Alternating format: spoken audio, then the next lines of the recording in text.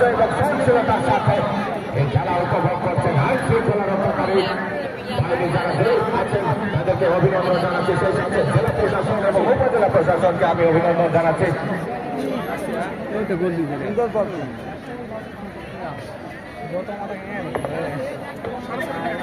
আমি ধন্যবাদ জানাচ্ছি অত্র উপজেলার সকল শিক্ষক এবং যারা শিক্ষার্থী আছেন তাদেরকে।